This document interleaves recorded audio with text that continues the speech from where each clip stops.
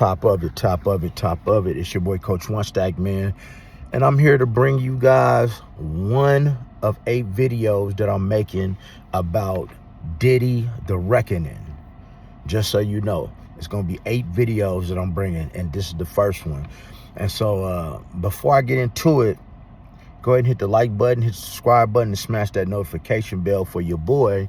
And just so you know, right now, I can't even post parts of the video. They will copyright it. I already tried it. They will put a copyright on it. They won't let you post it right now. So guys, I had to take some notes. That's why I broke it up into 8 videos. But I'm pretty articulate, so bear with me, man. Because in the beginning, man, this video, and I'm gonna tell you, this series is not only shows Diddy in bad character, but Diddy has been a sexual assault person and drugging and sexually assaulting women since the early 90s, y'all. And it's proof. You dig? It's proof in this document, in this documentary that 50 Cent put together, that may even land Diddy some charges in the murder of Tupac, in the assassination of Tupac. There is never before heard audios with Keefe D, with his proffer agreement. There's never before seen footage that they show on here of Biggie getting assassinated, and so much. I will not be surprised that just like the surviving R. Kelly thing, when he got them charges, when Diddy is going to get some more charges. I can pretty much tell you Diddy is going to get more charges at the end of the day by the time this is done, y'all. So let me just give y'all my first part, because I got 8 parts, right? I broke up into 8 parts. And the first part, just kind of goes into who Diddy is. You know what I mean? Like, what he did was, which is kind of stupid, he had a videographer filming him a few days before he got arrested. And I had to take notes for this too, because I just wanted to bring y'all something, because I can't leave the video. Diddy had a videographer, filming him, a few days before he got arrested, which I think was real stupid, because with video comes evidence, y'all. And, he's definitely telling his lawyer that he needs the dirtiest of the dirtiest attorneys to get a hold of this, because right now they was losing.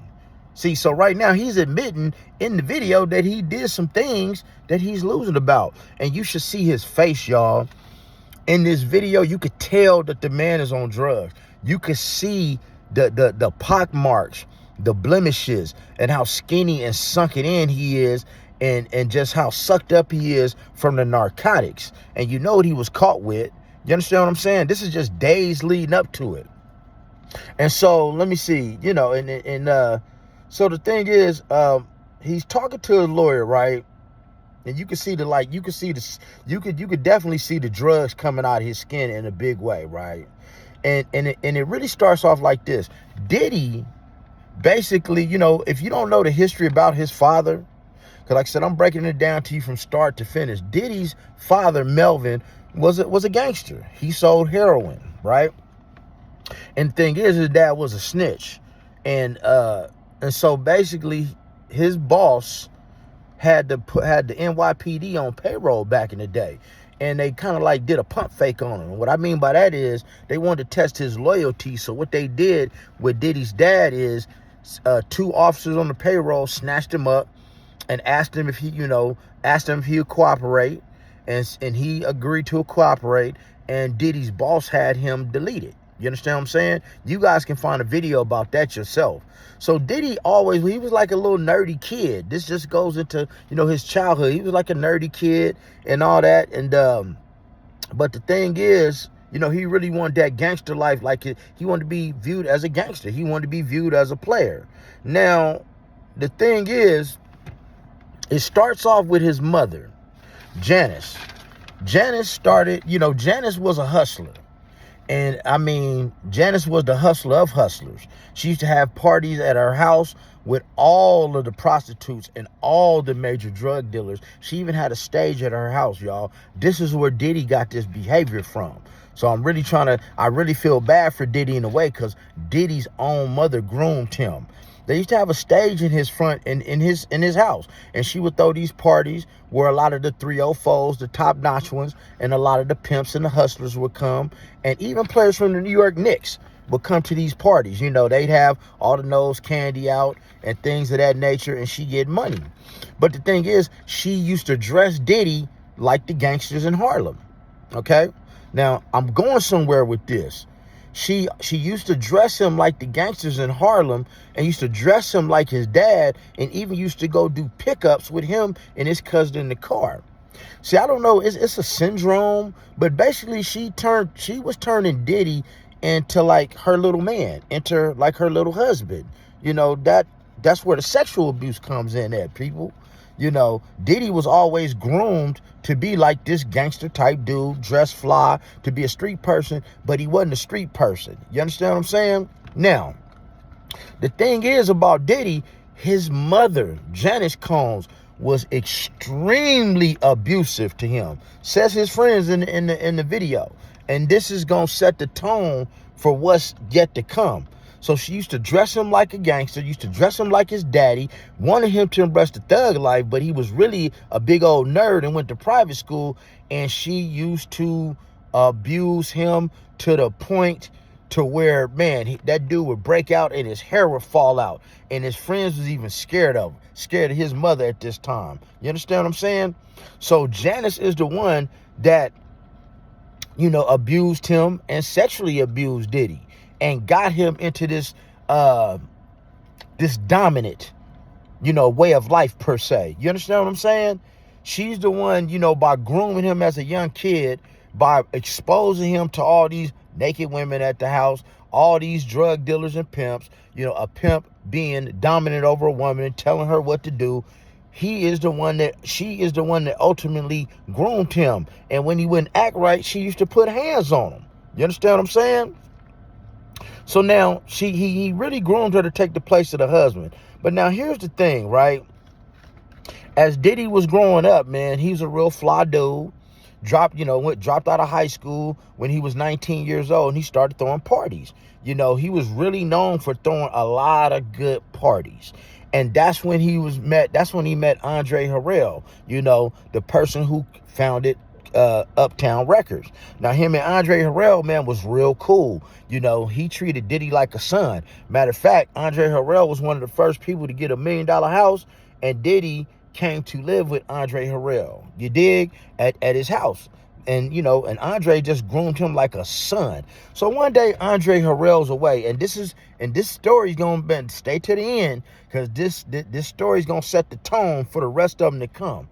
One day, Andre Harrell, you know, threw a party. I mean, he was gone, so Diddy threw this big old party. And there was a young woman there named Joy Dickerson. She was there at the party, and people was tracking mud in and out of Andre's house, and she stayed to help him clean up the house. You dig? So now, this is in New Jersey. So when they was done cleaning up the house, Diddy tells Joy, and this is back in like 1990, 91. She tells Joy, says, hey, you know, one of the ladies dropped out for this video shoot I'm supposed to make. Do you think you could take her place? And so Joy was like, yeah, well, you know, I'm not really into dancing and music videos, but she, you know, I need a ride back to New York, so she agreed to do it. And when you see the video, I don't know the name of the group, she has on, a real beautiful lady, had on the same clothes that she had on the night before, right? She had on the same clothes she had on the night before. Now, here's the thing. Here's where it gets real interesting, right? Joy Dickerson. Now, this is where it gets interesting. Joy Dickerson now is running around the neighborhood, and people is coming up to Joy laughing at her. They like, they laughing at her, you know, because Diddy, at this time, we talking like 1990, 1991, Diddy drugged her, sexually assaulted her, and guess what else he did? He filmed it. That's right, y'all. He filmed it. And what did he used to do? He used to take that tape to these clubs that he was promoting and put them on the big screen and let people see it. Okay? So a lot of people, Harlem Small, people used to come up to Joy and say, hey, man, I seen you on that tape. I seen you on that tape. And Diddy was like, you know, breaking your back out. And she had no knowledge of it because he had drugged her and made this tape without her permission. Now, I'm going to press pause. See, I told you, Janice was trying to get Diddy to act like a gangster. At that time, you had Alpo. And if you don't know who Alpo is, Alpo, AZ, and Rich. Alpo was known. He was known for smashing other people's girls and then coming to the clubs and putting his tapes on the big screen so people could see him tapping other dudes' girls. And Diddy envied Alpo, so he did the same thing with Joy Dickerson. You dig? Now, here's the cold part. Joy Dickerson has a journal. And I want to tell y'all, man, being ex-law enforcement, a journal will stand up in court. Oh, hell yeah, it will. They show parts of the journal. Like I said, you can't post parts of the video, so I got to give it to y'all and articulate it to you. So I took some notes. Yeah, she got a journal. She has a journal, y'all. She has a journal about being assaulted by Diddy, being drugged and everything, and how many people came up to her asking her, has she seen the tape? So that means that tape was out there. So here's what happened. Around 1992, Joy Dickerson's mother, they felt so ashamed.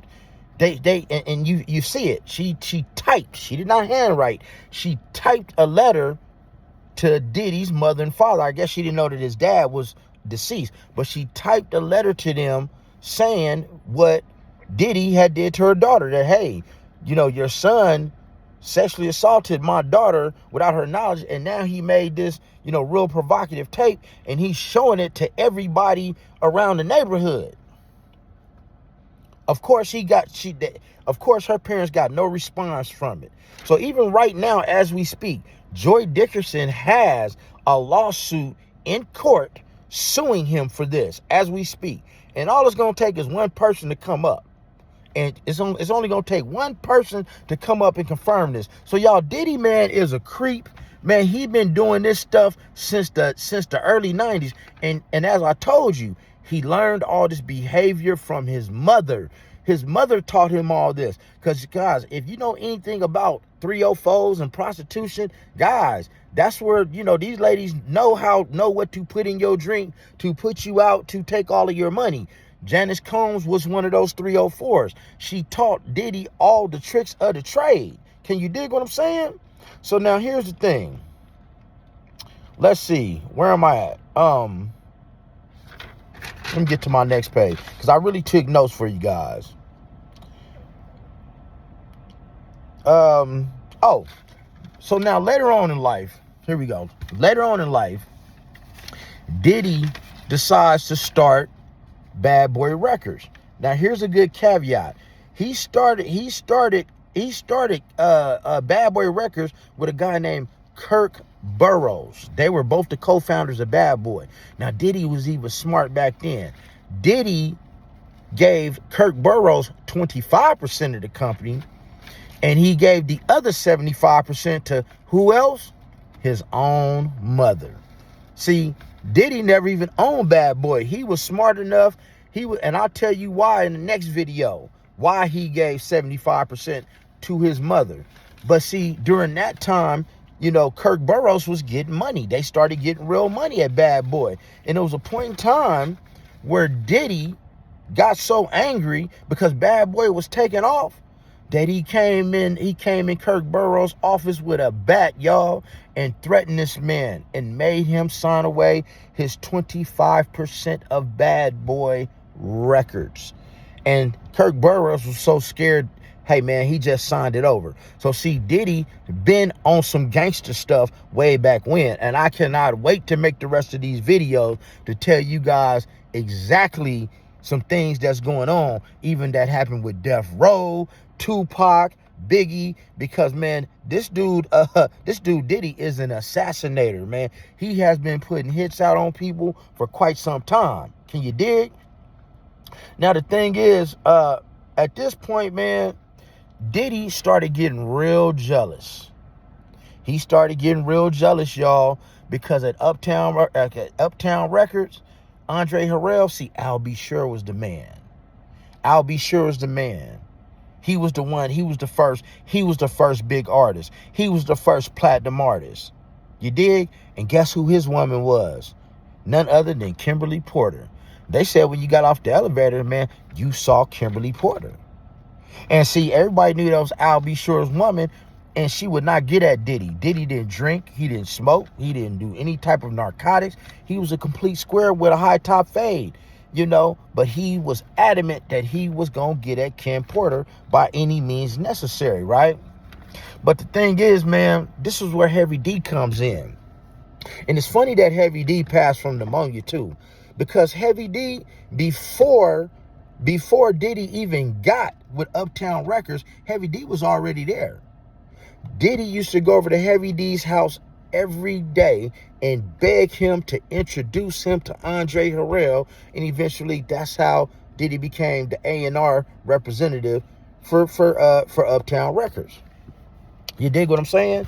Just wanted to give y'all a little history, y'all. This is just a little history lesson, just some fact checking. You know, I can't leave the video. So all in all, we start off like this. Diddy's mom turned him out at a very young age to have this gangster persona that wasn't him. He dropped out of Howard University and he's 19. He started throwing parties, y'all. He started throwing parties. He learned at a very early age how to drug someone and sexually assault them with Joy Dickerson. The paperwork's there. You can read the diary. It's all in the documentary. I just can't post it. He wanted to be at Bad Boy Records so bad, he used to sit outside of Heavy D's house every day and beg him to go see Andre Harrell, right? Andre Harrell gives him a job. He wants Kim Porter. He can't have Kim Porter because Al B. Sure got her. You dig? So he busts his butt over the next couple years till it gets to the point to where he no longer wants to be an Indian. He wants to be the chief of Uptown Records. And guess what? This is when Biggie Smalls comes into the picture, right? That was his artist. That was his first artist. So it got to the point where he started disrespecting Andre Harrell so bad that Andre Harrell fired him, but he let him take Biggie with him. And that was the biggest mistake that Biggie ever made and why he is not here. So there we go, guys. This is the end of this video, man. I got 7 more of these videos to come. I just had to kind of give you guys the backstory to give you the gist because you can't post it. I just got to give you this history on how Diddy became the Diddy that he is, from being a square dude that people used to pick on, right? Couldn't get a woman, had to slip narcotics on a woman just to sleep with them, tried to snake Andre Harrell, somebody who's like a father figure to him, out of his job. Could have questionably had something to do with the demise of Heavy D with this pneumonia, and Kim Porter had pneumonia, but nobody around him has pneumonia. And then all of a sudden, he comes across Notorious B.I.G. because he wanted to get into gangster rap and not the slow jam stuff. But Andre Harrell gave him a blessing. He said, you know what, I'm gonna fire you, but I'm gonna let you take Biggie. Now the rest, you're gonna have to wait till the next video to hear it. Can you dig it? All of them will be broke down just like this until I can actually do a reaction video to the video, because I tried to put one up and they took it down, y'all. But I will tell you this, Diddy will be getting indicted for the assassination of Tupac Shakur once this is said and done.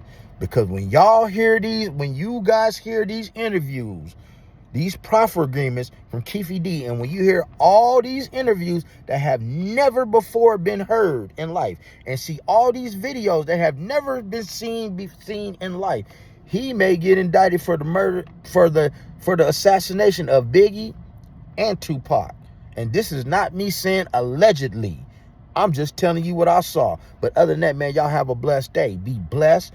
Don't get stressed. Make sure you never get finessed, and get plenty of rest. And make sure you subscribe to the channel.